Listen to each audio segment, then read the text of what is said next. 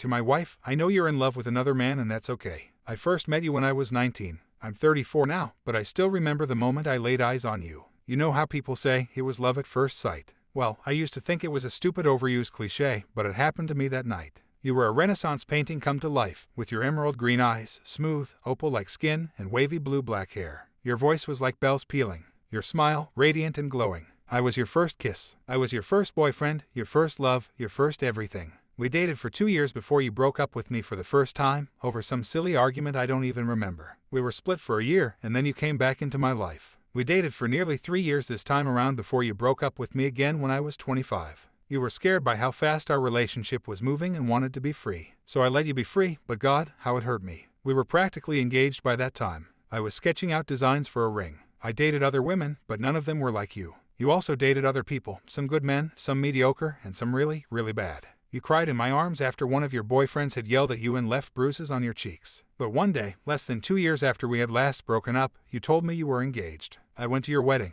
You looked like a queen, every bit as beautiful as the day I first met you. How your face lit up as you saw your soon-to-be husband. I always thought that when I attended your wedding, I would be the groom. Wedded bliss didn't last long for you. After just a few months of marriage, your husband passed in a tragic accident. You miscarried your child. This sent you spiraling into a whirlwind of depression, anxiety, and opioid addiction. Yet I stood by you. I watched as you buried your husband and your unborn child. I watched as you collapsed onto the ground, watering the fresh earth with your tears. Some years later, we reconnected. You were recovered now, and more like the girl you once were. Your laughs were fewer and far in between, but they were still there. Your once youthful and innocent eyes were harder now, more weary, tired. But despite all this, despite everything, I still loved you. And deep down, you loved me too. For the second time before you turned 30, you were married. To me, this time. Sometimes, it hardly feels real. I wake up in the middle of the night and hear you breathing beside me, and a wave of pure joy washes over me when I realize that it's you. Still, I know that I don't have your heart completely. I know your heart is fragmented, and a piece of it is buried in a small graveyard by the sea. Your name is written on that tombstone as well, with your year of birth in a foreboding blank space after the hyphen. Some nights you wake up crying, and you will not tell me why, but I know why. Sometimes I know that when I wrap my arms around you, you close your eyes and pretend that it's him. I know that, and it's all right. I love you, and that's all that matters, so long as you love me too. Love is an infinite resource, and your love for him cannot deplete your love for me. I know that.